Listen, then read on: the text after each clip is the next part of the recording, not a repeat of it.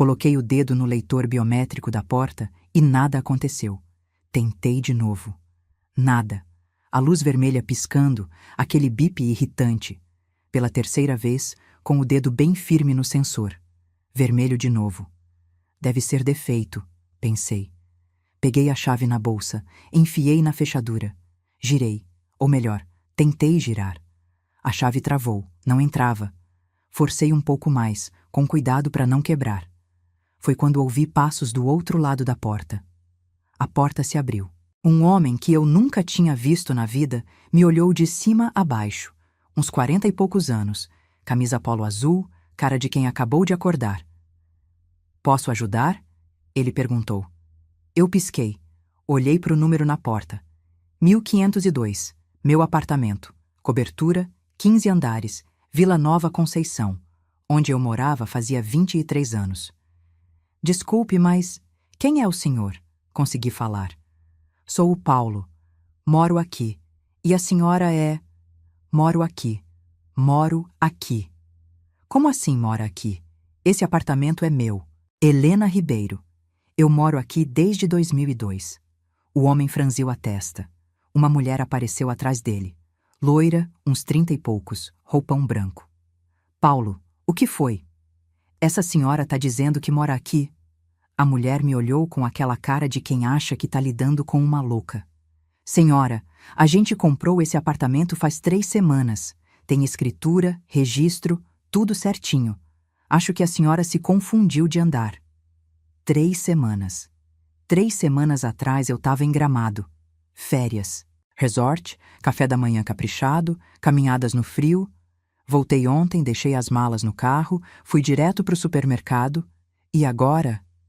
"Não", falei, voz tremendo. "Não tem confusão nenhuma. Eu moro aqui. Meu nome tá na escritura, no IPTU, em tudo." "Senhora", o homem falou, aquele tom de quem tá perdendo a paciência.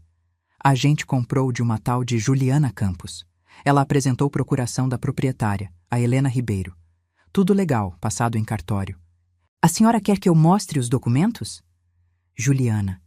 Minha filha." Meu estômago virou. A Juliana vendeu?" "Antes de continuar, me conta nos comentários. Você está acompanhando essa história de qual cidade? E me diz, você já teve alguém da família que te traiu de um jeito que você nunca imaginou?" Peguei o celular com as mãos tremendo. Liguei para Juliana. Chamou, chamou, chamou. "Alô?" A voz dela irritada. Barulho de criança chorando no fundo.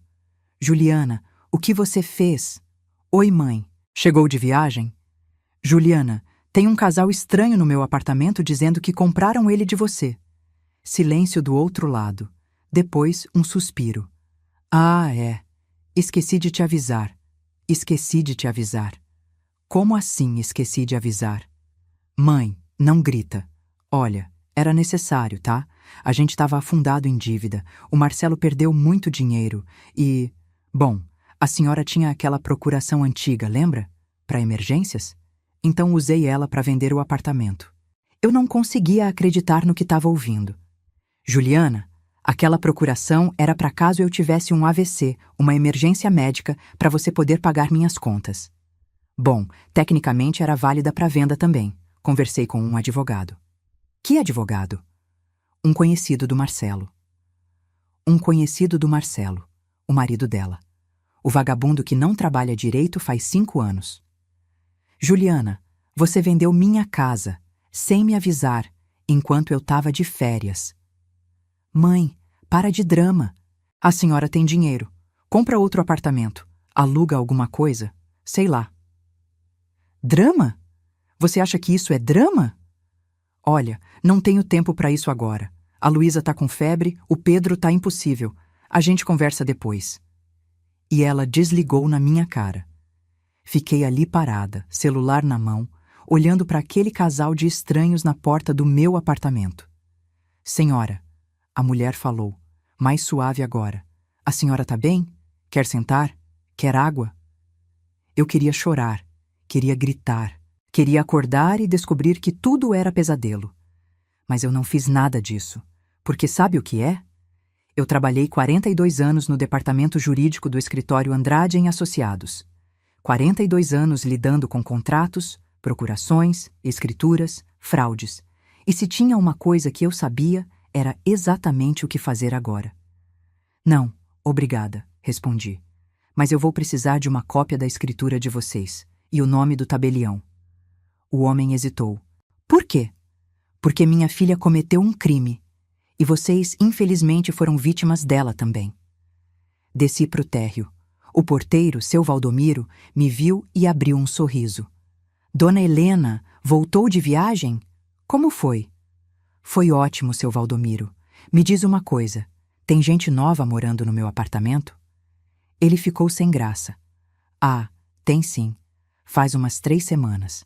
Sua filha veio aqui, apresentou os documentos, disse que a senhora tinha vendido e ido morar no interior. E você acreditou? Dona Helena, ela tinha tudo. Procuração, escritura nova, chaves novas. Eu não podia barrar. Respirei fundo. Não era culpa dele. Tudo bem, seu Valdomiro. Não foi culpa sua. Voltei pro carro. Um Corolla 2019, prata, 98 mil barrels quando comprei. Entrei. Tranquei as portas. E aí sim, sozinha, eu deixei as lágrimas saírem. Chorei. Chorei de raiva, de choque, de traição. Minha única filha, a menina que eu criei sozinha depois que o pai dela morreu. A menina que eu paguei escola particular, 2.400 horas por mês durante 12 anos. Faculdade de Publicidade na Mackenzie, 4.800 horas por mês durante 4 anos. Casamento, 85 mil que eu paguei porque o sonho dela era casar na igreja matriz. E ela me roubou. Não foi venda. Foi roubo. Limpei as lágrimas. Peguei o celular. Liguei para o único hotel que eu conhecia perto dali. Flat nos Jardins, 380 a diária. Boa tarde, Flat Paulista. Em que posso ajudar? Preciso de um quarto. Hoje. Por tempo indeterminado.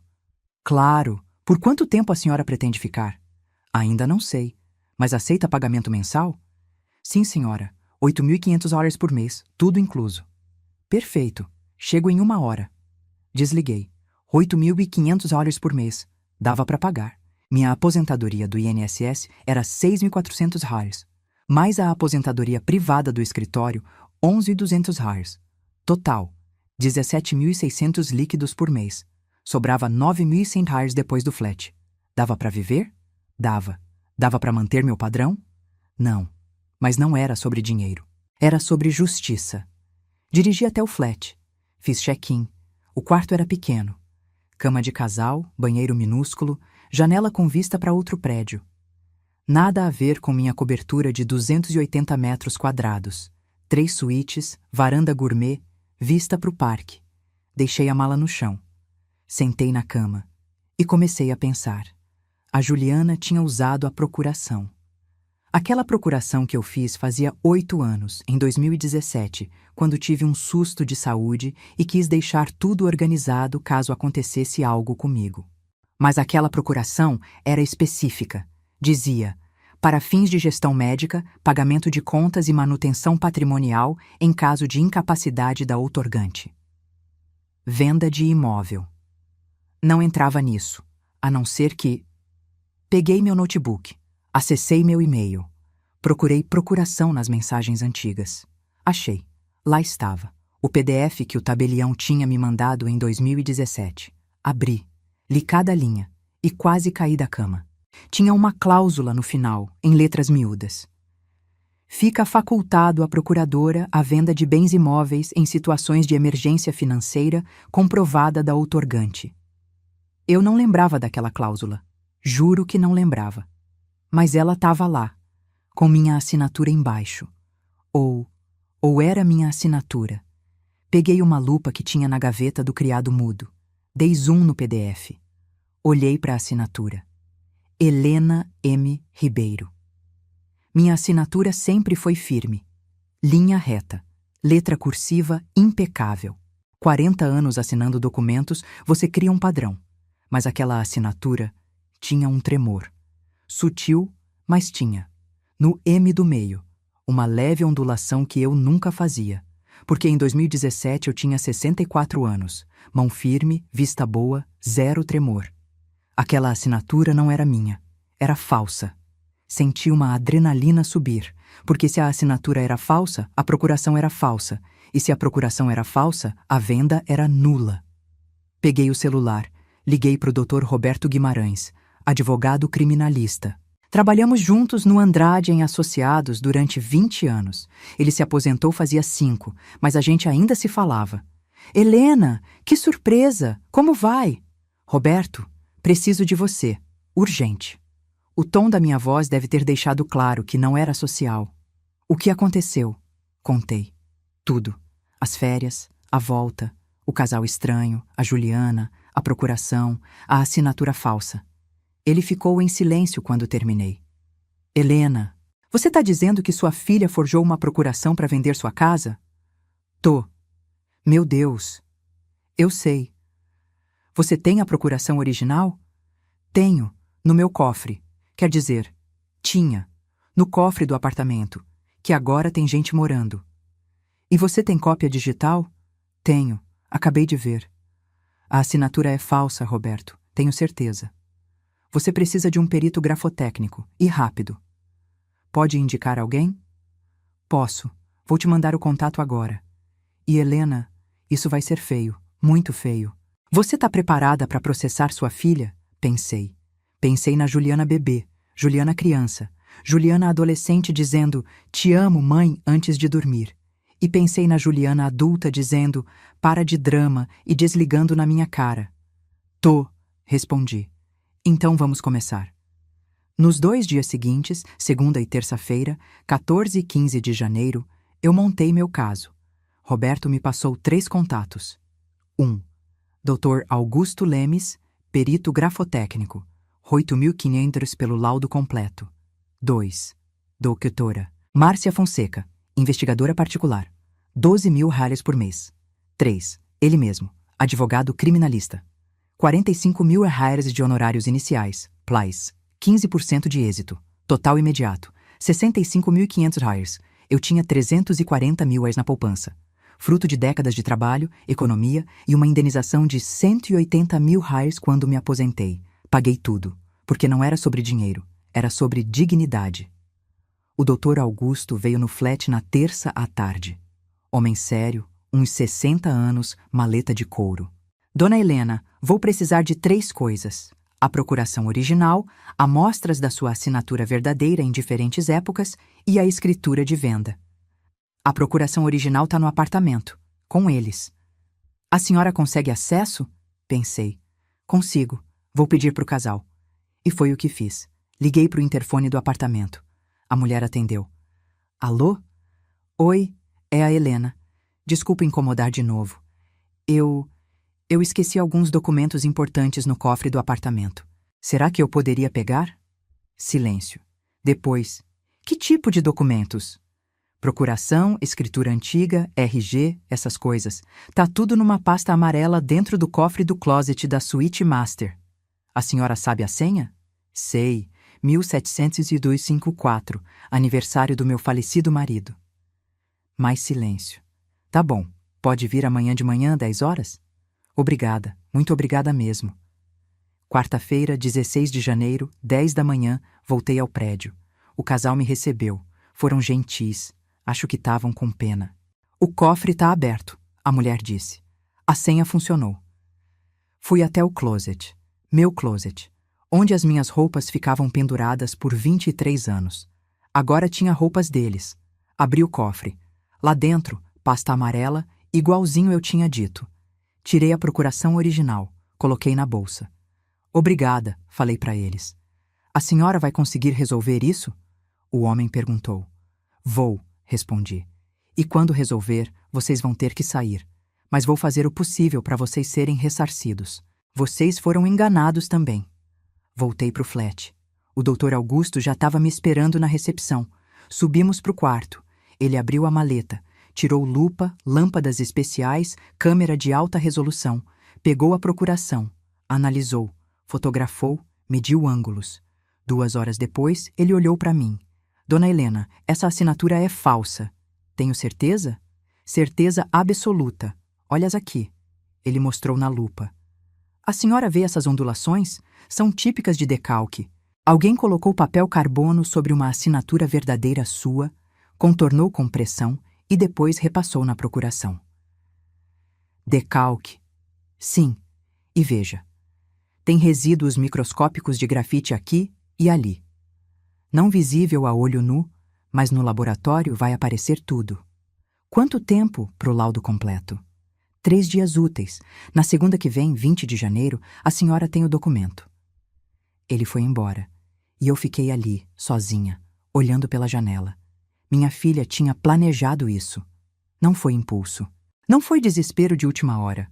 Ela comprou papel carbono, pegou uma assinatura minha antiga, treinou, decalcou, forjou, premeditação, peguei o celular, entrei no Mercado Livre, pesquisei no histórico de compras dela. Eu tinha a senha porque ajudava ela a comprar coisas para os netos. E lá estava. Pedido de 23 de novembro de 2024. Papel carbono profissional. Pacote com 50 folhas. R$ 28,90. Data de entrega, 28 de novembro. 2 meses antes da venda. Salvei o print. Mais prova. Quinta-feira, 17 de janeiro, a doutora Márcia Fonseca veio me ver. Mulher determinada, uns 50 anos, cabelo curto, olhar de quem já viu de tudo. Dona Helena, vou precisar de acesso às suas contas bancárias, extratos e autorização para investigar as contas da sua filha e do genro. Pode investigar. Eu autorizo tudo. A senhora suspeita de mais alguma coisa além da venda do apartamento? Pensei. Suspeito. Eu tinha uma poupança conjunta com a Juliana. R$ 180 mil. Era para os estudos dos meus netos. Ela tinha acesso. Quero saber se mexeram. A doutora Márcia anotou. Vou verificar. Mais alguma coisa? Quero saber onde o Marcelo está metido. Dívidas, jogos, o que for. Entendido. Ela foi embora. E eu esperei. Sexta-feira, 18 de janeiro, nada aconteceu. Sábado, 19, também não. Domingo, 20, nada. Foram os 3 dias mais longos da minha vida. Eu ficava no quarto do flat, olhando para o teto, pensando em como a Juliana tinha ficado assim. Ela nem sempre foi má, sabe? Quando criança, era doce, carinhosa, me abraçava antes de dormir. Dizia que quando crescesse ia cuidar de mim. O que aconteceu? O Marcelo. Foi o Marcelo. Eles se conheceram na faculdade. Ele era bonito, charmoso, cheio de planos. Ia abrir uma agência de marketing. Ia ganhar muito dinheiro. Ia dar uma vida ótima para ela. Eu desconfiei desde o começo. Mas a Juliana estava apaixonada. E quem sou eu para ficar no caminho do amor da minha filha, né? Eles casaram em 2010. Eu paguei o casamento. R$ 85 mil. Igreja, festa, lua de mel em Cancún. Nos primeiros anos foi bom. O Marcelo até trabalhava. A agência deles deu certo por um tempo. Eles tinham dinheiro. Mas em 2018 começou a cair. Clientes sumindo, contratos não renovados. E o Marcelo começou a ficar estranho, nervoso, sempre no celular. A Juliana vinha pedir dinheiro. Mãe, é só até a gente se estabilizar. E eu dava. 5 mil reais aqui, 8 mil reais ali. Em 2020, eles venderam a casa deles. Foram morar num apartamento alugado, menor. É temporário, mãe. Em 2022, a Juliana me pediu 50 mil reais para quitar umas dívidas. Eu dei. E agora, em 2025, agora ela tinha vendido minha casa. E você? Você também já ajudou alguém da família tantas vezes que perdeu a conta? E mesmo assim foi apunhalado pelas costas? Segunda-feira, 21 de janeiro, 9 da manhã, o Dr. Augusto me enviou o laudo por e-mail. Baixei. Abri. Li. Laudo técnico de análise grafotécnica. Perito. Doutor Augusto Lemes. CRP 45.892. Objeto: Procuração Pública lavrada no 3º Tabelionato de Notas de São Paulo, em 14/12/2024. Conclusão: a assinatura atribuída a Helena Maria Ribeiro presente no documento analisado não é autêntica. Trata-se de falsificação por meio de decalque, conforme evidenciado por 1. presença de ondulações incompatíveis com o padrão caligráfico da signatária verdadeira. 2. Resíduos microscópicos de grafite detectados em análise espectral. 3. Pressão irregular da caneta, típica de contorno sobre molde 4. Ausência de características dinâmicas próprias da escrita natural da signatária. Classificação: falsidade ideológica, artigo 299 do Código Penal. Grau de certeza: 99,7%. São Paulo, 21 de janeiro de 2025. Dr. Augusto Lemes, perito. Grafotécnico judicial imprimi. Coloquei numa pasta. Mais uma arma. Terça-feira, 22 de janeiro, a doutora Márcia me ligou. Dona Helena, preciso que a senhora sente. O que eu descobri é pesado. Pode falar. A poupança conjunta da senhora com a Juliana, 180 mil, foi zerada em novembro de 2024. Fechei os olhos. Ela tirou tudo. Tudo. E tem mais. Eu rastreei o Marcelo. Ele tá devendo 847 mil. 847 mil? Isso? Para casas de apostas online. Bet365, Sporting Bet, umas 5 plataformas. E mais 230 mil hatters para agiotas. Tenho os extratos aqui. Ele apostava todo dia. Às vezes, 15 mil hatters numa única aposta. Meu Deus. E a Juliana sabia? Sabia. Tem mensagens dela no WhatsApp dele cobrando, brigando. Ela descobriu em outubro. E em novembro, ela começou a planejar a venda do apartamento da senhora. Silêncio. Dona Helena? Tô aqui. Tem mais uma coisa. A escritura de venda. O valor foi 2.000 mil reais. Meu apartamento valia 3.800 mil reais. Fácil. Eles venderam por 2.000 mil reais. Prejuízo de 1.700 mil reais. E onde está esse dinheiro? 847 mil reais. Pagaram as dívidas do Marcelo. 180 mil reais tinham saído da poupança antes. 250 mil reais foram transferidos para uma conta nas Ilhas Cayman. Offshore, provavelmente do Marcelo. E o resto sumiu.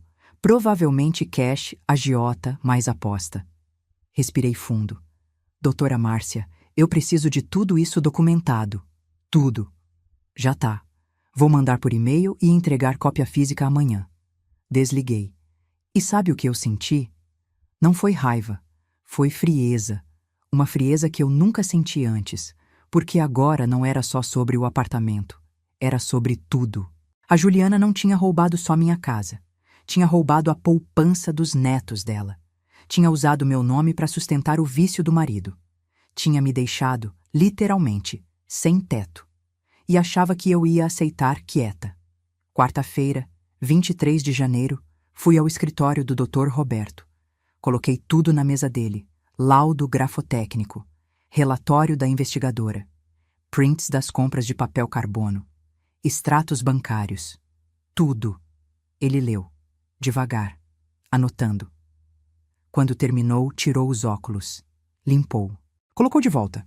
Helena, com isso aqui eu processo ela por 1. Falsidade ideológica. Artigo 299 do CP, 1 a 5 anos. 2. Estelionato. Artigo 171 do CP, 1 a 5 anos. 3. Apropriação indébita. Artigo 168 do CP, 1 a 4 anos. 4. E o mais grave, crime contra o idoso. Lei 10.741 a 2003. Pena aumentada em até 1/3. Somando tudo, ela pode pegar de 5 a 12 anos de prisão. E não é pena alternativa, é prisão. E o Marcelo, coautor, mesma pena. E o apartamento? Com a anulação da venda, ele volta para você. O casal que comprou vai ter que sair, mas podem processar a Juliana para reaver o dinheiro deles. Quando a gente entra com o processo? Amanhã, quinta-feira, eu protocolo na delegacia e no fórum ao mesmo tempo. Assenti. Helena, ele segurou minha mão. Tem certeza? Depois que entrar não tem volta. Sua filha vai ser presa. Olhei nos olhos dele. Certeza absoluta. Ele acenou. Então vamos. Quinta-feira, 24 de janeiro, às 14h30, o Dr. Roberto protocolou. Boletim de ocorrência na Teira Delegacia de Polícia. Ação penal no Fórum Criminal da Barra Funda. Pedido de bloqueio de bens da Juliana e do Marcelo. Pedido de anulação da escritura de venda. E às 16h47, 2 policiais civis bateram na porta da casa da Juliana. Eu sei porque ela me ligou. Às 16h52, chorando. Mãe, a polícia tá aqui. O que você fez? Fiz justiça, Juliana. Você me denunciou? Sua própria filha? Você vendeu minha casa e roubou a poupança dos seus filhos. O que você esperava?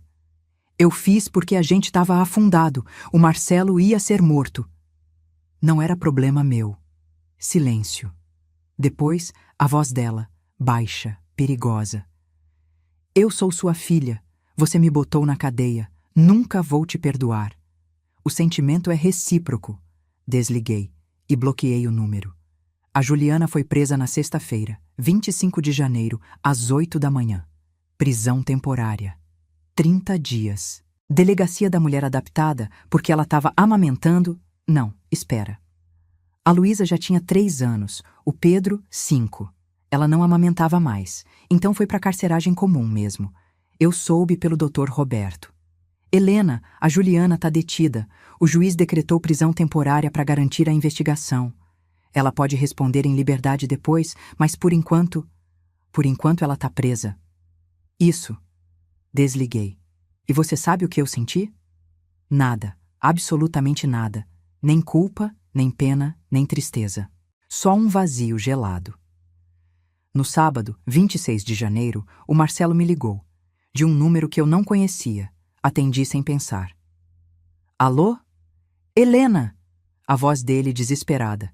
Você tem que tirar a Juliana de lá. Ela tá passando mal, chorando. Os policiais disseram que... Marcelo, você tem 30 segundos antes eu desligar. As crianças estão perguntando pela mãe. A Luísa tá chorando todo dia. O Pedro nem tá comendo. Então cuida deles. Você é o pai. Como é que eu vou cuidar? Eu não sei fazer comida, não sei. Aprende. YouTube tá cheio de tutorial.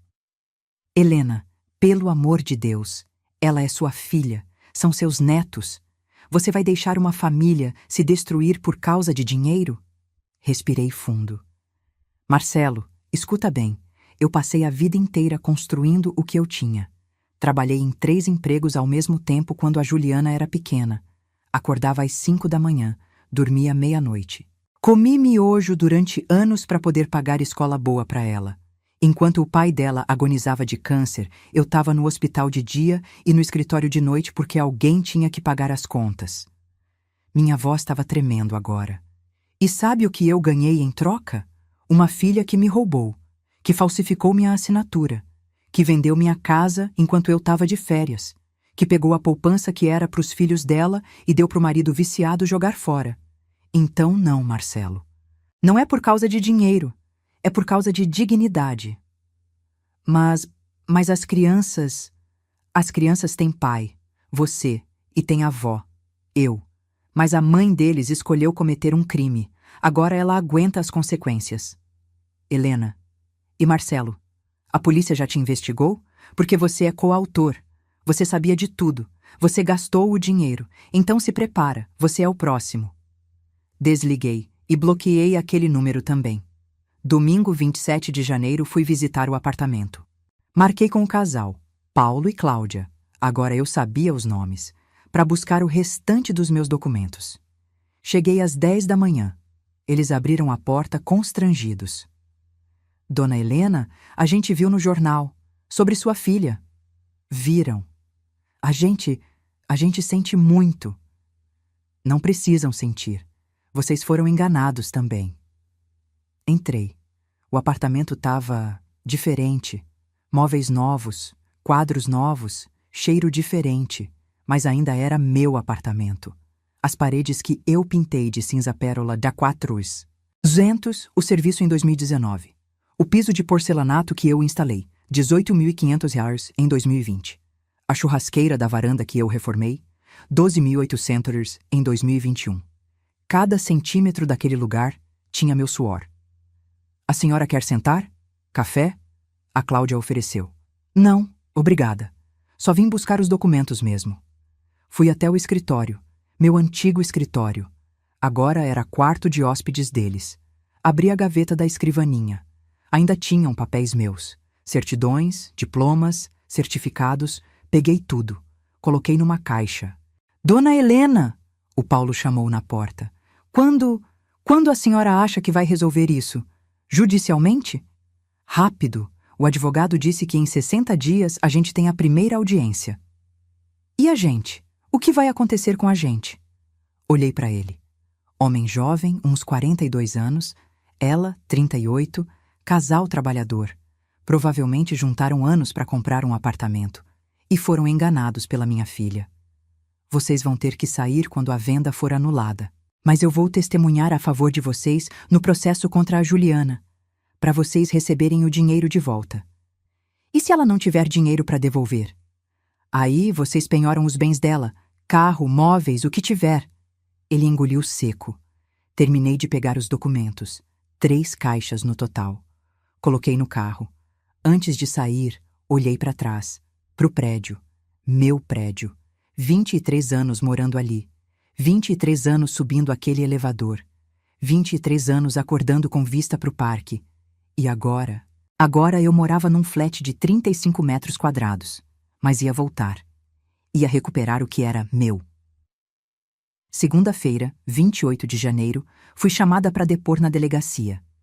A delegada, doutora Patrícia Moura, uns 50 anos, olhar sério, me recebeu numa sala pequena. Dona Helena, obrigada por vir. Vou precisar do seu depoimento formal sobre os fatos. Claro, ela ligou um gravador. Pode começar. Conte tudo desde o início. E eu contei. As férias em Gramado, o retorno, a biometria que não funcionava, o casal estranho, a ligação para Juliana, a descoberta da venda, a procuração falsa, os 180 mil reais roubados da poupança, as dívidas do Marcelo com apostas, tudo. Levou 2 horas. Quando terminei, a delegada desligou o gravador. Dona Helena, eu trabalho há 26 anos na polícia. Já vi muita sacanagem. Mas isso é de um nível de crueldade que choca até a mim. Pois é. A senhora tem filhos? Tenho. Uma filha, que tá presa. Ela acenou pensativa. E a senhora? A senhora não sente vontade de desistir? De perdoar? Afinal, são seus netos também. Olhei para ela. Doutora Patrícia, me responde uma coisa. Se fosse a senhora, se a sua filha tivesse feito isso, a senhora perdoava? Ela ficou em silêncio. Depois, baixinho. Não perdoava. Então, saí da delegacia 12:15. No caminho pro flat, parei num restaurante. Prato feito, 38 reais. Arroz, feijão, bife, salada. Comi sozinha, olhando pela janela, vendo gente passar. E pensei, será que eu tô sendo muito dura? Será que uma mãe de verdade não perdoaria? Peguei o celular. Entrei no Instagram da Juliana. Perfil público.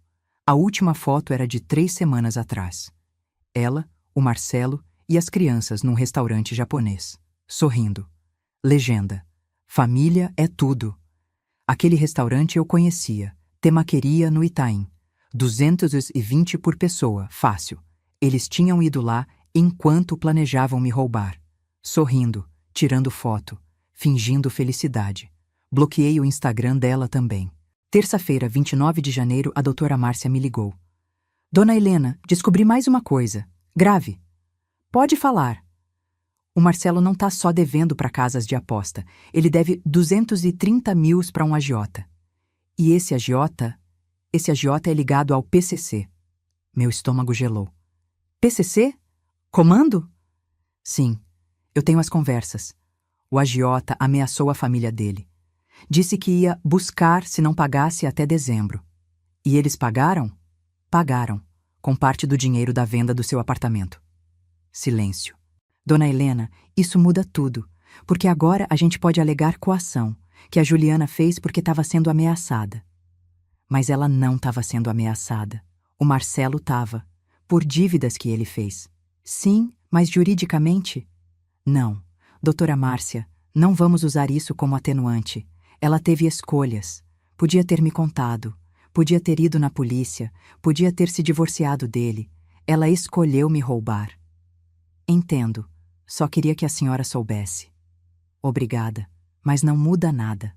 Desliguei. E fiquei pensando. O Marcelo estava sendo ameaçado de morte. Tá. Isso justificava roubar a sogra? Não. Quarta-feira, 30 de janeiro, o Dr. Roberto me chamou no escritório dele. Helena, tenho novidades, boas e ruins. Começa pelas ruins. A defesa da Juliana conseguiu habeas corpus. Ela vai sair da prisão temporária amanhã. Senti uma pontada de... De quê? Raiva? Frustração? E a boa? O processo tá andando rápido. Primeira audiência de instrução e julgamento marcada para o dia 24 de fevereiro. Daqui a 25 dias. Tão rápido? É crime contra idoso. Tem prioridade na tramitação. E com as provas que a gente tem, o juiz quer resolver logo. E o apartamento? Tem uma audiência de liminar dia 10 de fevereiro. Se ganharmos, a venda é suspensa imediatamente e você pode voltar enquanto aguarda o julgamento final. E se perdermos? Não vamos perder. Helena, a gente tem tudo. Laudo grafotécnico, testemunhas, investigação, documentos. É impossível perder. Eu queria acreditar. Mas 42 anos trabalhando com justiça me ensinaram. Nada é impossível. Quinta-feira, 31 de janeiro, a Juliana saiu da cadeia. Não me ligou. Não mandou mensagem. Nada. Sexta-feira, 1º de fevereiro, eu decidi fazer uma coisa que estava evitando. Fui ver meus netos. Liguei para o Marcelo. Ele atendeu. Helena, quero ver a Luísa e o Pedro. Silêncio. A Juliana não vai gostar. Não tô pedindo permissão para Juliana. Tô avisando você. Sábado, 10 da manhã, no Parque Ibirapuera, portão 3. Se não levarem, eu peço judicialmente. Tá bem. Sábado, 2 de fevereiro, 10 da manhã, esperei no portão do parque. Clima abafado, 28 graus, céu nublado. Às 10h15, vi o Marcelo chegando, sozinho, com a Luísa e o Pedro. A Juliana não veio. Vovó! A Luísa gritou, correndo para mim. Peguei ela no colo. 3 anos, cabelo cacheado, olhos claros. Oi, minha linda, que saudade! O Pedro veio mais devagar. 5 anos, sério para a idade. Oi, vovó. Oi, meu amor. Dei um abraço nele. O Marcelo ficou de longe, mãos nos bolsos. Vocês podem ficar com ela 2 horas, ele disse. Mas não pode sair do parque. Tá bom. Ele foi embora. Passei 2 horas com meus netos. Compramos picolé, 12 ares cada. Andamos de pedalinho no lago, 40 balhas por meia hora. Eles me contaram sobre a escola, os amigos, os desenhos preferidos.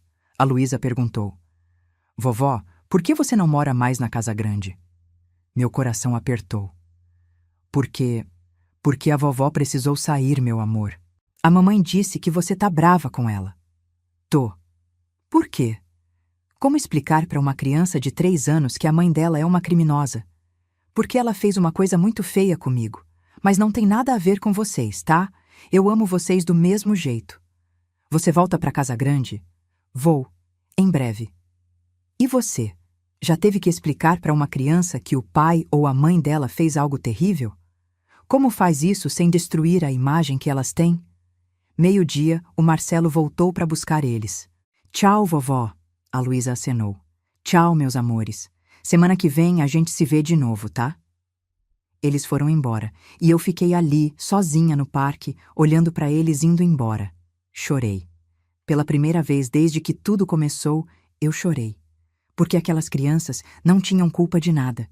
E iam crescer sabendo que a mãe delas era uma ladra e a avó que botou ela na cadeia. Como fica isso na cabeça de uma criança? Mas, ao mesmo tempo, o que eu poderia fazer? Deixar passar? Fingir que não aconteceu? Não podia. Segunda-feira, 4 de fevereiro, voltei para o Dr. Roberto. Quero adicionar uma coisa no processo. O quê? Quero que a Juliana seja obrigada a devolver os 180 mil reais da poupança das crianças, com correção e juros, tudo numa conta bloqueada para elas, que só pode ser acessada quando completarem 18 anos. Posso fazer isso. Vou pedir como dano moral e indenização.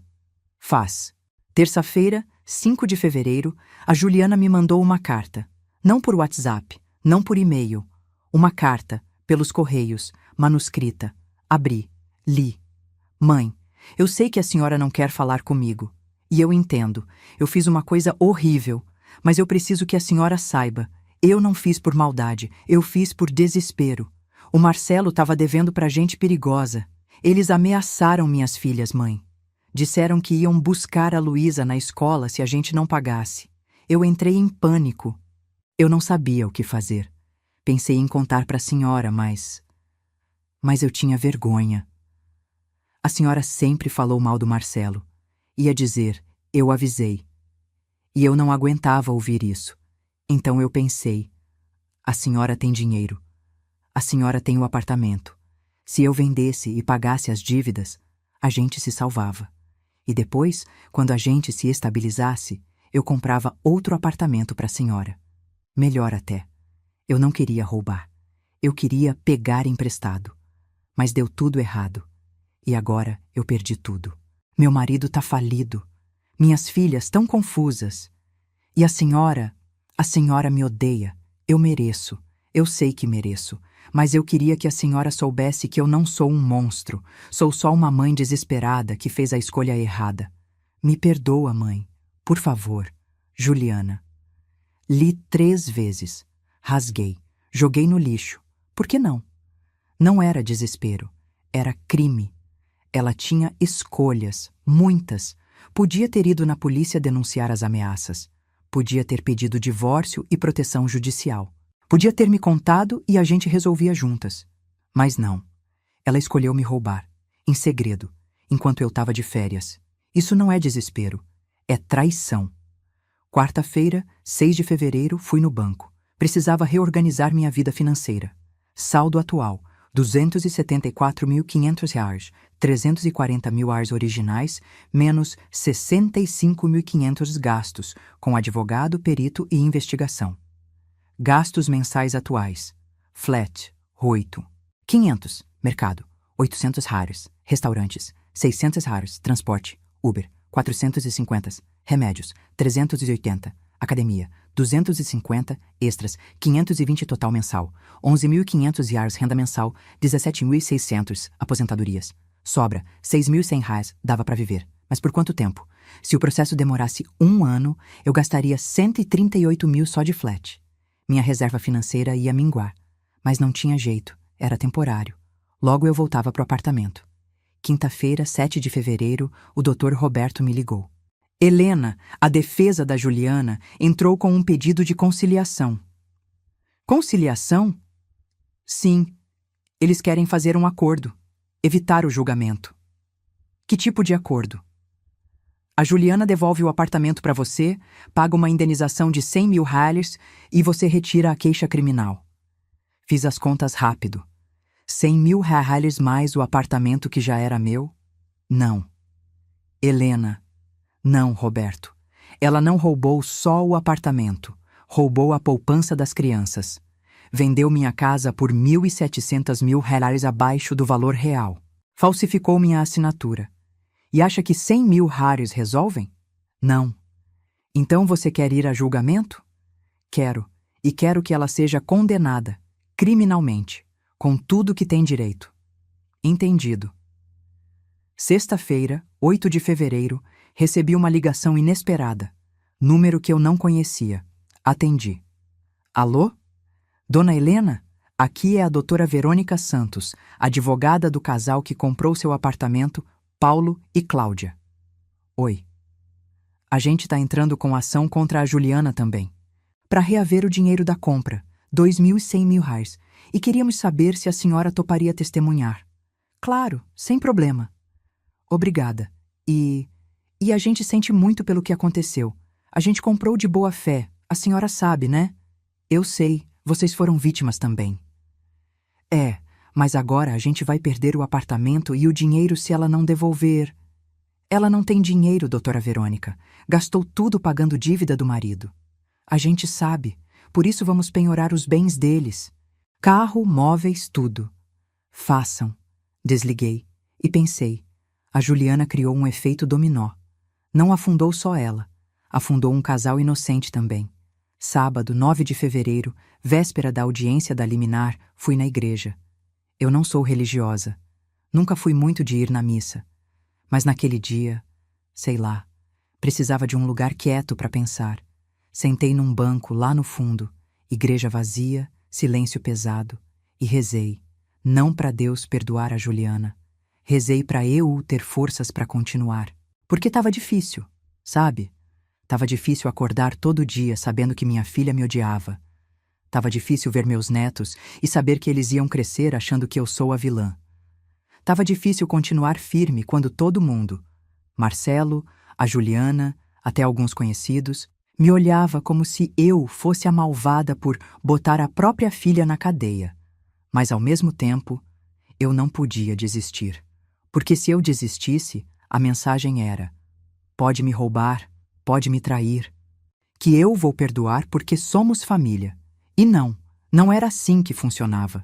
Segunda-feira, 10 de fevereiro, 10 da manhã, audiência de liminar no Fórum Cível. Juiz Dr. Márcio Teixeira, uns 60 anos, cabelo grisalho. De um lado, eu e o Dr. Roberto. Do outro, a Juliana, o advogado dela, Dr. Henrique Lopes, e o casal Paulo e Cláudia com a advogada deles. A Juliana me olhou quando entrei. Olhar duro, cheio de raiva. Eu não desviei. Olhei de volta. O juiz começou.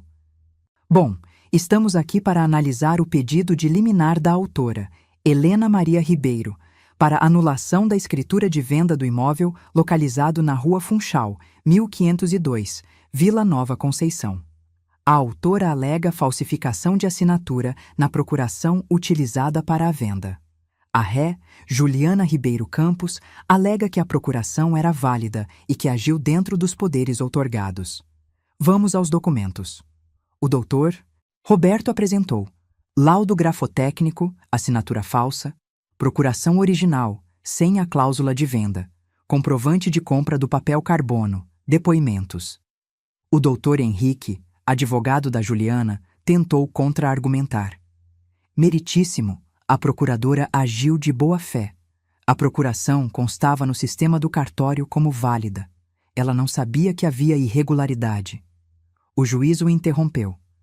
Doutor Henrique, o laudo grafotécnico é conclusivo. A assinatura é falsa. E há provas materiais de premeditação, como a compra de material específico para falsificação. Não há boa-fé aqui. Virou para Juliana. Senhora Juliana, a senhora tem algo a dizer? Ela levantou. Voz trêmula. Meritíssimo, eu fiz o que fiz porque minha família estava sendo ameaçada. Meu marido devia para pessoas perigosas. Eles iam matar a gente. E a senhora procurou a polícia? Não? Por quê? Porque eu tinha medo. Então, em vez de procurar as autoridades competentes, a senhora escolheu cometer um crime contra a sua própria mãe? Silêncio. É isso? Eu não sabia o que fazer. O juiz suspirou. Olhou para os papéis. Depois para mim. Senhora Helena, a senhora tem algo a acrescentar? Me levantei. Só uma coisa, meritíssimo. Eu trabalhei a vida inteira para ter aquele apartamento. 42 anos acordando cedo, pegando trânsito, aguentando chefe grosseiro. Quando finalmente consegui me aposentar e ter paz, minha filha me roubou, enquanto eu estava de férias, curtindo a vida que eu construí. Então não, ela não merece piedade. Sentei. O juiz acenou. Muito bem, vou proferir a decisão. Pegou a caneta. Escreveu. 5 minutos de silêncio absoluto. Depois, leu. Defiro o pedido de liminar. A escritura de venda fica suspensa até julgamento final do mérito. O imóvel retorna à posse da autora, Helena Maria Ribeiro, em 48 horas. Os réus Paulo e Cláudia deverão desocupar o imóvel neste prazo, sob pena de despejo coercitivo. Custas pela ré Juliana. Está decidido. Bateu o martelo. Ganhei. O doutor Roberto apertou minha mão. Parabéns, Helena. Olhei para Juliana. Ela estava chorando. O advogado dela tentando consolar. Levantei, peguei minha bolsa e saí, sem olhar para trás. Quarta-feira, 12 de fevereiro, 3 da tarde, eu voltei para o meu apartamento. 48 horas depois da decisão do juiz, como mandava a liminar. O Paulo e a Cláudia já tinham saído. Deixaram as chaves na portaria com o seu Valdomiro. Dona Helena, ele me cumprimentou, sorriso aliviado. Que bom ter a senhora de volta. Obrigada, seu Valdomiro. Peguei as chaves, subi para o 15º andar. Coloquei a chave na fechadura. Girei. A porta abriu. Entrei. E parei. O apartamento estava vazio. Não completamente.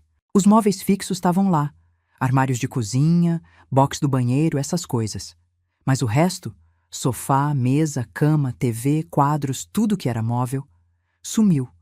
O Paulo e a Cláudia levaram tudo. Liguei para o Dr. Roberto. Roberto, eles levaram todos os móveis. Eles podem. Tecnicamente, eles compraram o apartamento mobiliado. Então, os móveis são deles até a sentença final. Mas eu não tenho nada aqui. Eu sei. Você vai ter que mobiliar de novo. Ou esperar a sentença final. Desliguei. Olhei em volta. Apartamento de 280 metros quadrados. Vazio. Eco quando eu andava.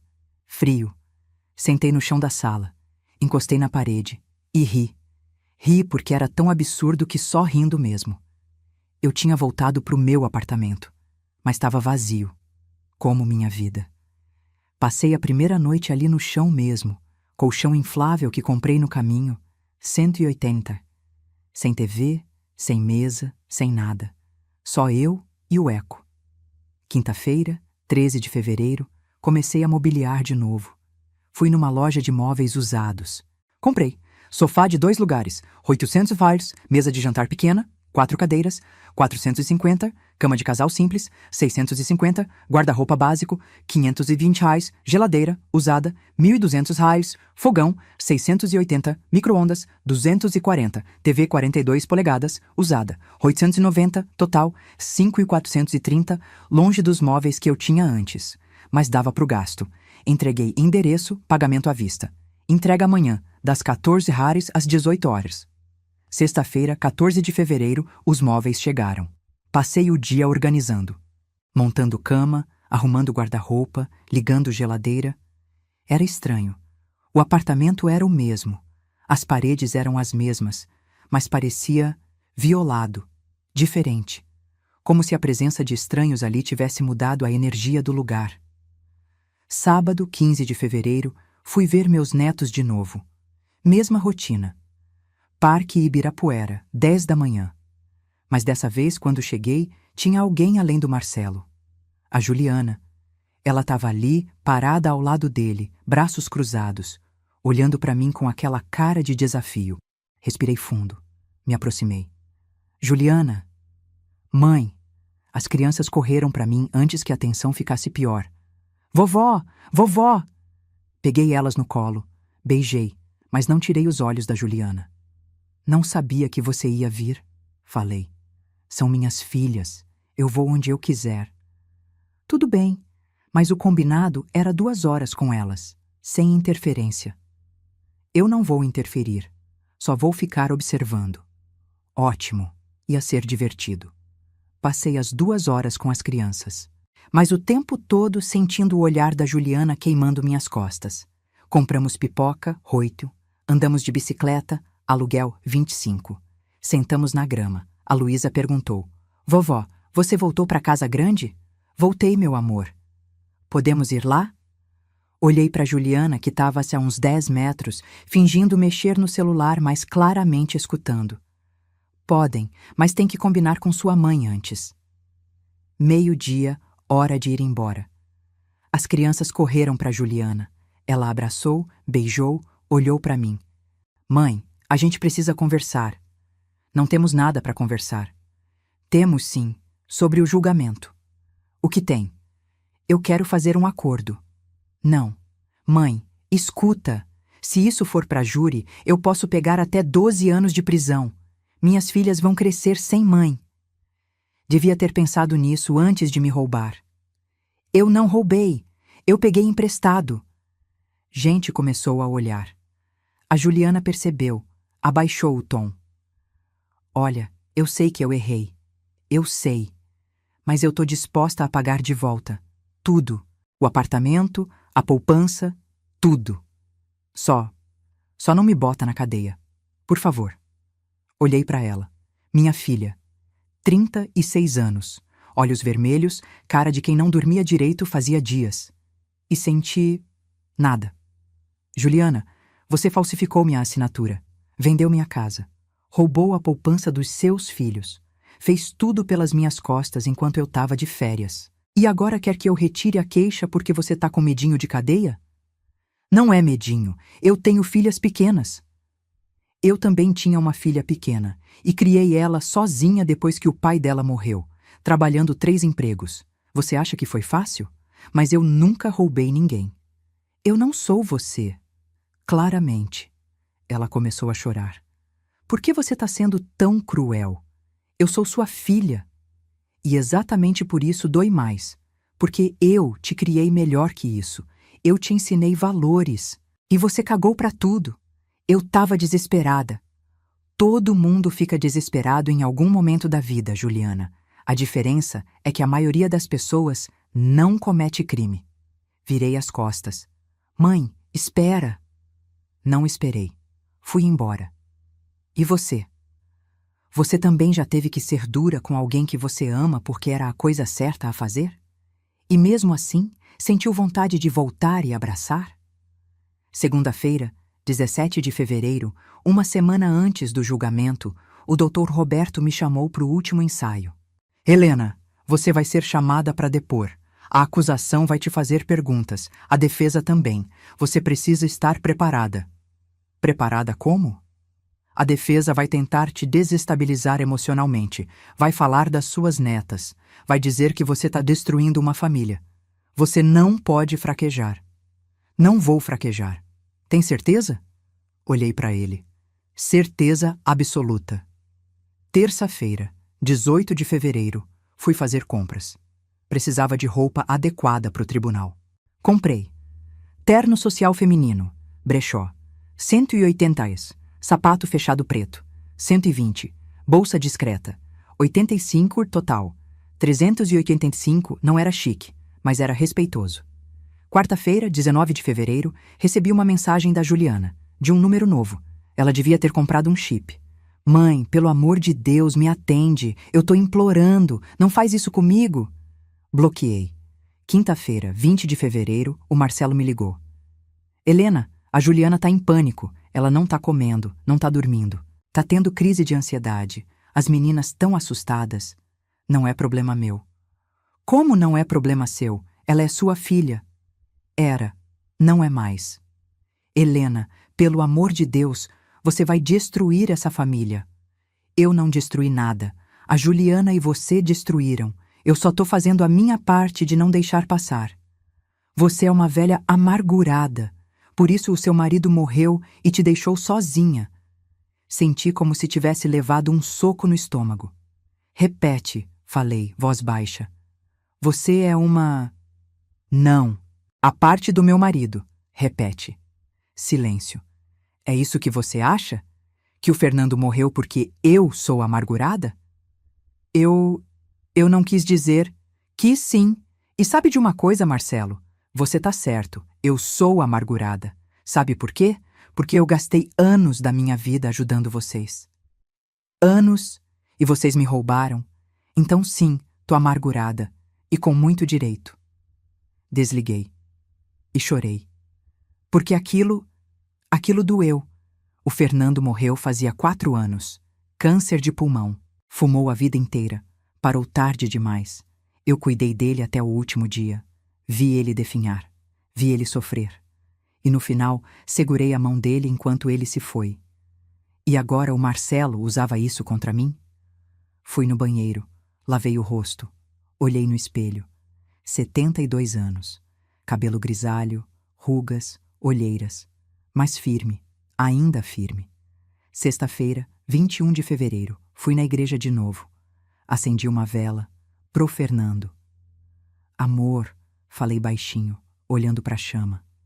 Eu tô fazendo a coisa certa, né? Me diz que eu tô fazendo a coisa certa. A chama tremeu. Não era resposta. Era vento. Mas eu quis acreditar que era ele dizendo: "Você tá, Chica, segue em frente." Sábado, 22 de fevereiro, não vi meus netos. O Marcelo cancelou.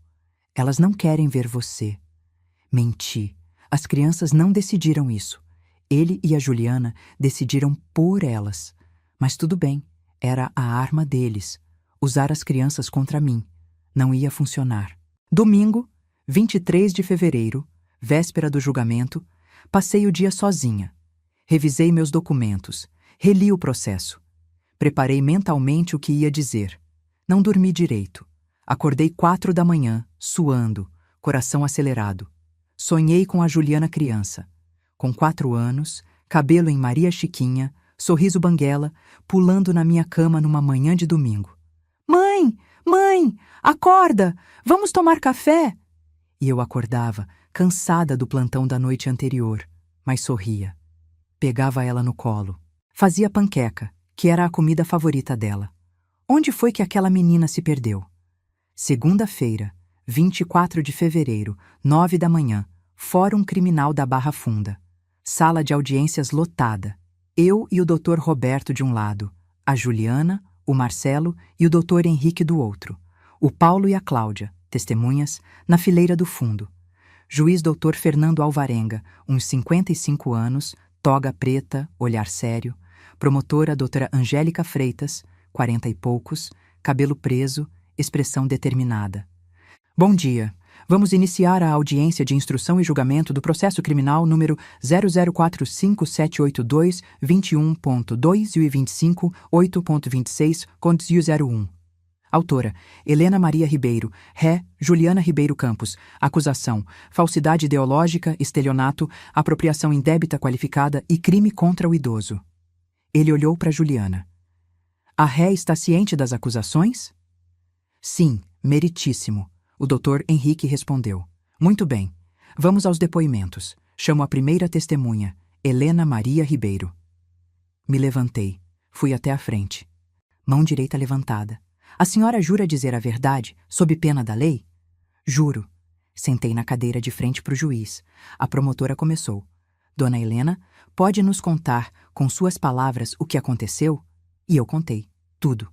As férias, o retorno, a biometria que não funcionava, o casal estranho, a ligação para Juliana, a descoberta da procuração falsa, a poupança roubada, as dívidas do Marcelo. Levou 40 minutos. Quando terminei, a doutora Angélica perguntou: "E como a senhora se sentiu quando descobriu o que sua filha havia feito?" "Traída, humilhada e despedaçada. Porque não foi só sobre dinheiro ou patrimônio. Foi sobre confiança. Eu confiei nela. Dei a ela uma procuração porque eu confiei que ela ia usar só em emergência real. E ela virou essa confiança contra mim." "Obrigada, dona Helena." Foi a vez da defesa. O doutor Henrique se levantou. Olhar de quem ia atacar. "Dona Helena, a senhora tem netos, correto?" "Tenho. 2 meninas, Luísa e Pedro." "Pedro é menino." "Perdão, 2 crianças. E a senhora ama eles?" "Amo." "E a senhora não acha que, ao processar a mãe deles, está prejudicando essas crianças?" Olhei para ele. "O senhor está me perguntando se eu sou responsável pelo sofrimento delas?" "Estou perguntando se a senhora não se sente culpada." "Não. Quem deveria se sentir culpada é a mãe deles, que cometeu um crime. Mas a senhora não acha que está sendo vingativa? Afinal, sua filha agiu por desespero, não por maldade. Desespero não justifica crime. Mas a senhora não poderia ter resolvido isso em família, sem envolver a justiça?" Me inclinei para frente. "Doutor Henrique, me diz uma coisa. Se alguém roubasse a casa do senhor, falsificasse sua assinatura, pegasse suas economias, o senhor ia resolver em família? Ou ia na polícia?" Ele hesitou. "Mas é diferente." "Não é diferente. Crime é crime. Não importa quem comete." "Mas a senhora não acha que, como mãe, deveria ser mais compassiva?" Ri. Não dava para evitar. Compassiva? Eu fui compassiva a vida inteira. Paguei escola, faculdade, casamento, ajudei financeiramente dezenas de vezes. E sabe o que eu ganhei? Uma facada nas costas. Então não, doutor. Acabou a compaixão. O doutor Henrique tentou mais algumas perguntas, mas eu não cedi. Depois foi a vez da Juliana depor. Ela se levantou. Foi para frente, mão tremendo quando jurou dizer a verdade. Sentou. A promotora começou. Senhora Juliana, a senhora confessa ter vendido o apartamento da sua mãe sem autorização dela? Eu tinha uma procuração falsa. O laudo grafotécnico comprovou. Eu não sabia que era falsa. A senhora forjou a assinatura. Nós temos provas. Compra de papel carbono, treinamento da assinatura. A Juliana começou a chorar. Eu não queria. Eu estava desesperada. Meu marido devia dinheiro para gente perigosa. Eles iam matar a gente. E a senhora procurou a polícia? Não. Por quê? Porque eu tinha medo. Então, em vez de procurar ajuda legal, a senhora preferiu cometer um crime contra a própria mãe. Uma senhora de 72 anos. Isso é correto? A Juliana soluçava agora. Eu não pensei direito. Eu só queria salvar minha família. À custa da sua mãe. Ela não respondeu. A promotora continuou.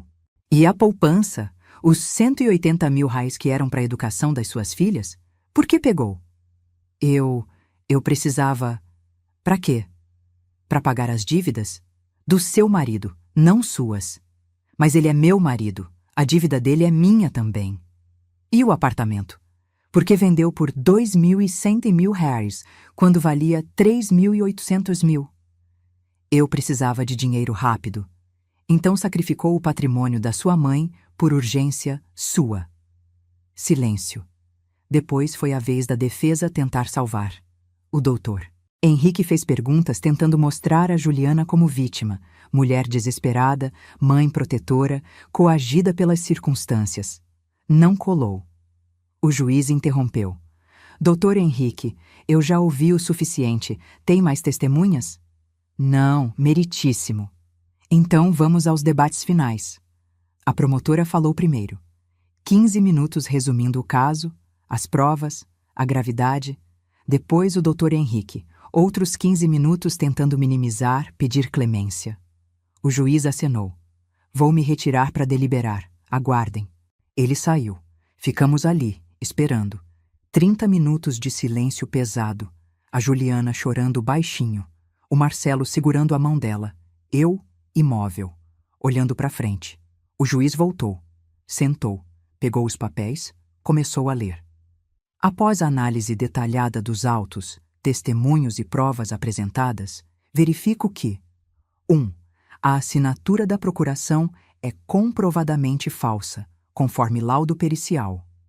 2. A ré agiu com premeditação, conforme evidenciado pela compra de materiais específicos para falsificação. 3. A ré causou dano material e moral à vítima, uma senhora de 72 anos, em clara violação ao Estatuto do Idoso. 4. Não há atenuantes que justifiquem a conduta da ré. Desespero financeiro. Não é justificativa legal para crime. Portanto, julgo procedente a ação e condeno a ré, Juliana Ribeiro Campos, por falsidade ideológica, 2 anos de reclusão, estelionato, 3 anos de reclusão, apropriação indébita, 2 anos de reclusão, qualificadora, crime contra idoso. Aumento de 1/3, pena total. 9 anos e 4 meses de reclusão em regime fechado. Além disso, a ré deverá devolver 180 mil reais à vítima, corrigidos, em conta bloqueada para as netas. Pagar indenização por danos morais no valor de 150 mil reais. Arcar com as custas processuais. A prisão será cumprida imediatamente. Oficiais, façam a detenção. 2 policiais se aproximaram da Juliana. Ela gritou. Não, por favor, minhas filhas!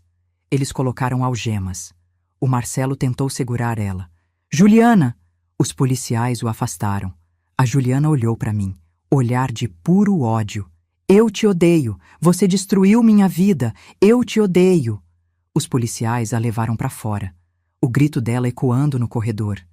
Eu te odeio! Eu te odeio! Eu te odeio! Até sumir. Silêncio. O juiz olhou para mim. Senhora Helena, está tudo bem? Assenti. Não conseguia falar. Saí do tribunal, pernas bambas. Do lado de fora, o Dr. Roberto me esperava. Helena, eu preciso ir para casa. Quer que eu leve? Não, eu quero ficar sozinha. Peguei um táxi. 42 dollars até o apartamento. Subi, entrei, tranquei a porta e desmoronei. Caí no chão da sala. Chorei. Chorei como não chorava fazia anos, porque acabou. Tinha acabado. Justiça foi feita. Mas a que custo? 6 meses depois. Agosto de 2025. Acordei às 7 da manhã. Sem despertador. Meu corpo já tinha se acostumado. Levantei. Fui até a janela da suíte. Abri as cortinas. Lá fora, o parque. Verde, tranquilo, silencioso naquele horário. Alguns corredores já fazendo a volta matinal. Meu apartamento, minha vista, minha paz. Fui fazer café. Nos últimos 6 meses, muita coisa mudou. Depois do julgamento, fiquei 2 semanas praticamente trancada no apartamento. Saía só para comprar comida, remédio, essas coisas básicas. Não atendia telefone. Não via ninguém. Só eu e o silêncio. Foi a dona Carmen, vizinha do 1401, que me tirou daquele buraco. Bateu na minha porta numa terça-feira de manhã, início de março. Helena, querida, tô te vendo entrar e sair só escondida. Vem tomar um café comigo, sem compromisso. Fui. Por quê? Porque eu precisava de companhia humana. A gente tomou café. Ela não perguntou nada sobre o processo, sobre a Juliana, sobre nada. Só conversou sobre amenidades. O tempo, as plantas dela, a receita nova que tinha testado. Foi... bom.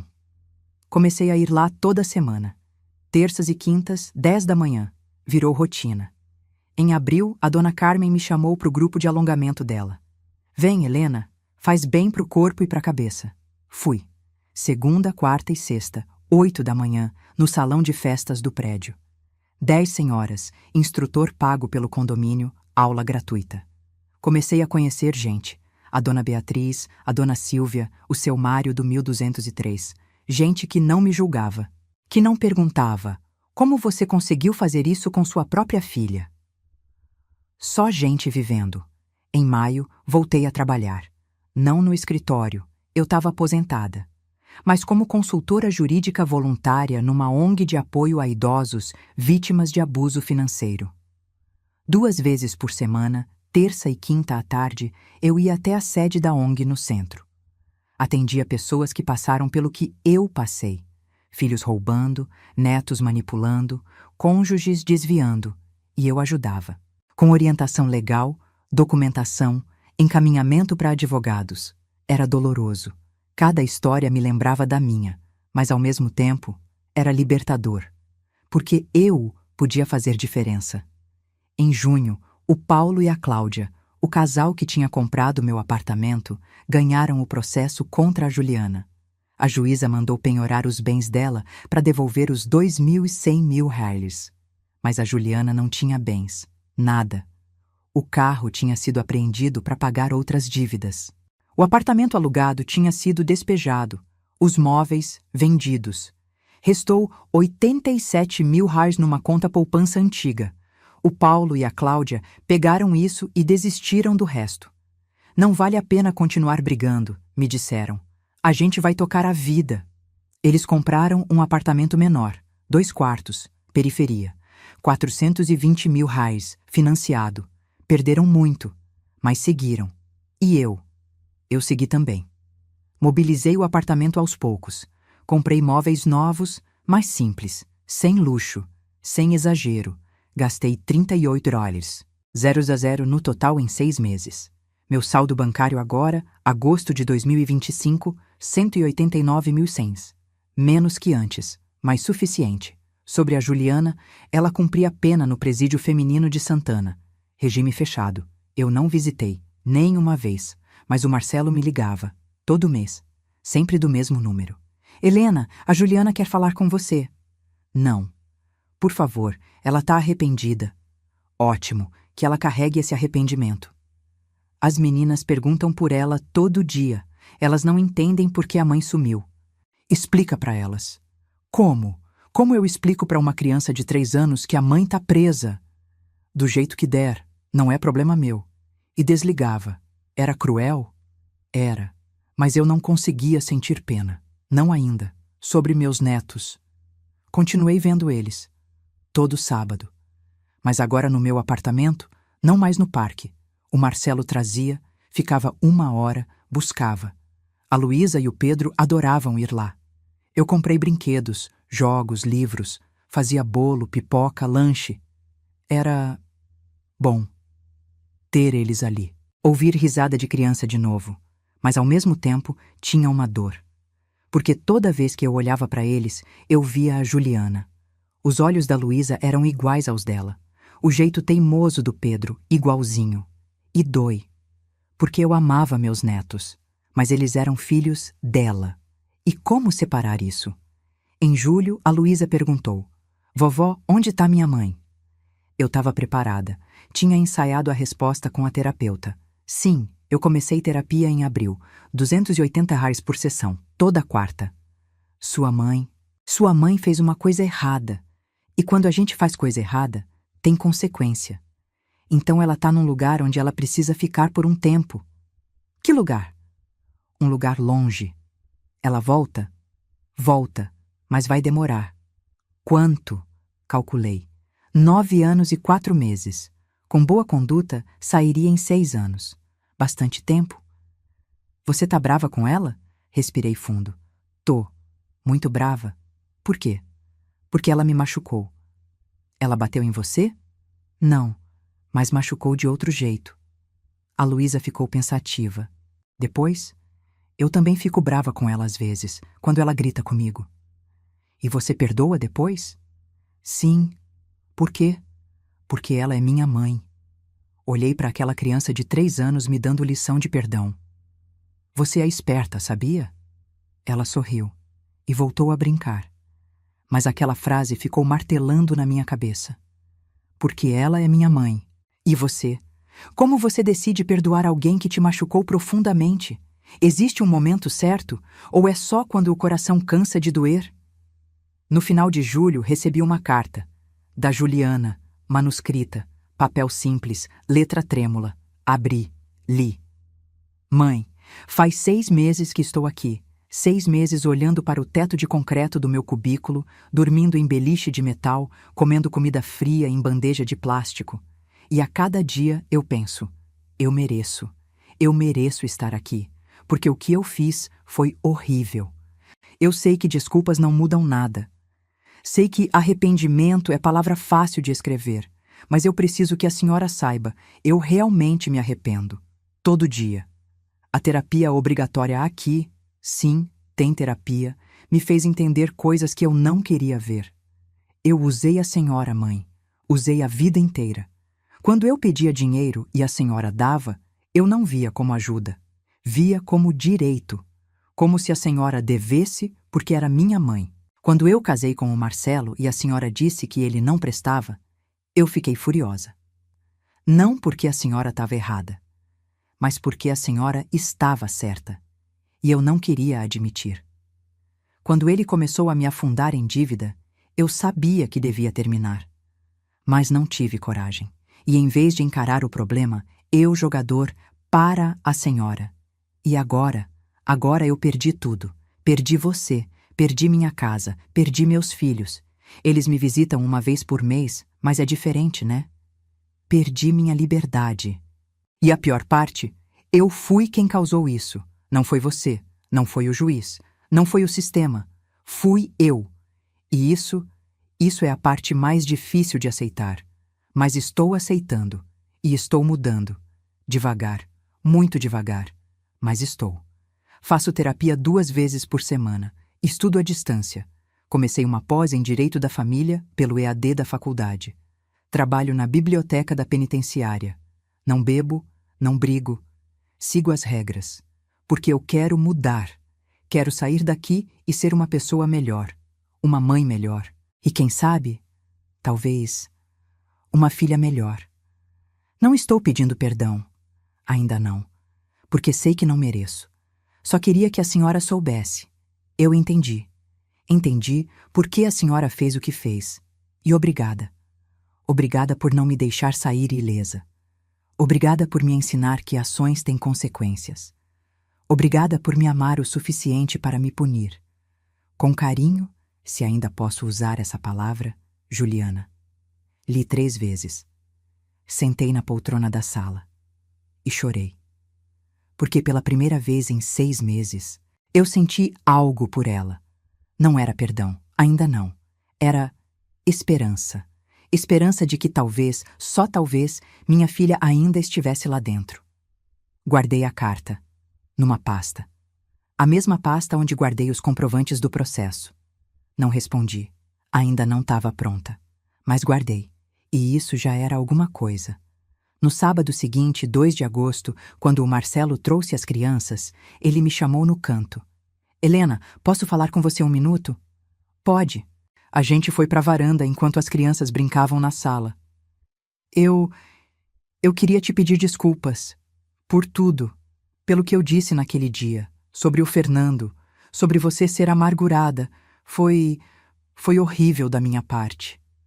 Olhei para ele. 6 meses depois, ele estava diferente. Magro, barba feita, olheiras menores. E por que tá se desculpando agora? Porque eu fiz terapia também. E percebi que eu sou um merda. Quase ri. Pelo menos você admite. E eu queria que você soubesse. Eu não vou te encher mais o saco pedindo para tirar a Juliana de lá. Ela tá lá porque merece. Eu sei disso agora. E as dívidas? Zerei. Entrei em acordo com os agiotas. Tô pagando $3.800 por mês. Vou levar anos, mas vou pagar. E as apostas? Parei, completamente. Apaguei todos os apps, bloqueei todos os sites. Entrei nos jogadores anônimos. Vou nas reuniões toda terça. E as meninas? Tão comigo, tempo integral. Aprendi a cozinhar, lavar roupa, pentear cabelo. Não sou o melhor pai do mundo, mas tô tentando. Acenou. E você? Como tá? Tô reconstruindo. Devagar. Mas tô. Olhamos pro horizonte. Silêncio. Depois ele perguntou. Você acha que um dia você vai perdoar ela? Pensei. Não sei, talvez, mas vai levar tempo. Muito tempo. Entendo. Mas, Marcelo, perdoar não significa esquecer. Não significa que vai voltar a ser como antes. Porque não vai. Nunca vai. Eu sei. Mas se um dia eu perdoar, vai ser com limites, com regras, com vigilância, entendeu? Entendi. Voltamos para a sala. As crianças estavam desenhando. Vovó, olha o que eu fiz. A Luísa mostrou um desenho. 4 palitinhos. Somos eu, o Pedro, você e a mamãe. Peguei o desenho. Olhei. 4 palitinhos de mãos dadas. Tá lindo, meu amor. Posso levar para mostrar para a mamãe? Pode. Ela guardou com cuidado na mochila. E eu pensei, essas crianças ainda acreditam que a gente pode voltar a ficar de mãos dadas. Será que pode? Setembro de 2025, 1 ano depois do início de tudo. Sentei na varanda do apartamento, café quente na mão, sol nascendo. Fiz um balanço. Financeiro, saldo atual, $189.100. Apartamento, recuperado e quitado.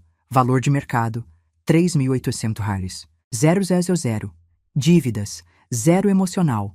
Terapia, em andamento progredindo. Amizades reconstruídas. Dona Carmen, pessoal do alongamento, ONG. Família, complicado. Relação com netos, boa, com Juliana. Em pausa, com Marcelo neutra. Saúde, física, melhor que há 1 ano. Alongamento 3 de semana, caminhadas diárias. Mental, estável, terapia ajudando, antidepressivo leve quando necessário. Propósito, trabalho voluntário na ONG, 2 cis semana, leitura retomada, 3 livros, mês. Vida social, moderada mas presente. Não, era perfeito, mas era meu. E era digno. Em outubro, 7 meses depois da prisão, a Juliana me mandou outra carta, mais curta dessa vez. Mãe, tenho uma audiência de progressão de regime em dezembro. Se der certo, passo para o semiaberto. Posso sair de dia para trabalhar e estudar. Não estou pedindo nada, só queria que soubesse. Continuo tentando ser melhor. Todo dia. J. Guardei. Com a outra. E pela primeira vez, pensei em responder. Mas ainda não. Ainda não. Em novembro, fui visitar a ONG num dia diferente. Quinta de manhã. Quando cheguei, tinha uma senhora na sala de espera. Uns 75 anos, magra, olhos vermelhos. A coordenadora me chamou. Helena, essa é a dona Irene. Filha dela limpou a conta bancária dela. 240 mil reais. Tudo que ela tinha. Sentei com a dona Irene. Ouvi a história dela, tão parecida com a minha. No final, ela perguntou: a senhora acha que eu tô errada? De processar minha própria filha? Segurei a mão dela. Não, você não tá errada. Você tá se protegendo. E isso não te faz má pessoa, te faz forte. Ela chorou. Mas e se eu me arrepender depois? Se arrepender, a gente lida, mas pelo menos você vai saber que não deixou barato, que você se defendeu. Ajudei ela com a documentação. Orientei sobre os passos legais. Indiquei advogado. E quando ela foi embora, mais calma, mais firme, eu senti paz. Porque era isso. Eu tinha transformado minha dor em propósito. Dezembro de 2025. 1 ano e 1 mês depois do início de tudo. Natal. Passei com os netos. O Marcelo trouxe eles na manhã do dia 25. A gente almoçou junto. Peru? Sim, eu aprendi a fazer. 186 o peru. Farofa, arroz, salada. As crianças abriram os presentes. Boneca para Luísa, 180 reais. Lego pro Pedro, 240.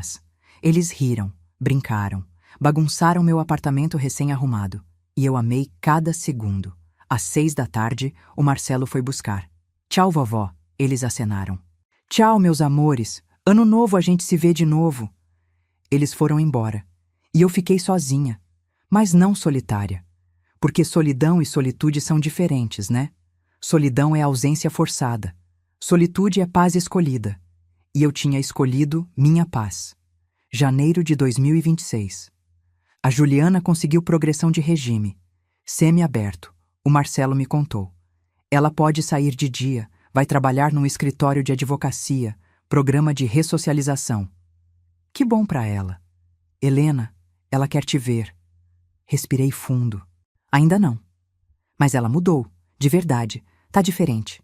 Mais humilde, mais consciente. Que bom. Mas ainda não tô pronta. Quando você vai tá? Não sei, mas quando tiver, eu procuro ela. Não o contrário. Ele entendeu. Fevereiro de 2026. 14 meses depois do início de tudo. Eu tava na varanda, lendo um livro, café ao lado, quando o celular tocou, número desconhecido. Atendi. Alô? Mãe? A voz da Juliana, trêmula. Meu coração acelerou. Juliana. Eu não deveria estar ligando. O Marcelo disse que a senhora não quer falar comigo, mas eu precisava ouvir sua voz. Só uma vez. Fiquei em silêncio. Mãe, eu sei que não mereço perdão.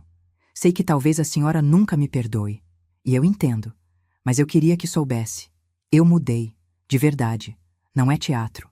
Não é manipulação. É real. Ainda em silêncio. Eu tô trabalhando, pagando minhas contas, cuidando das meninas nos fins de semana, fazendo terapia. E todo dia, eu olho no espelho e lembro. Eu fiz aquilo e nunca vou esquecer. Respiração dela ofegante.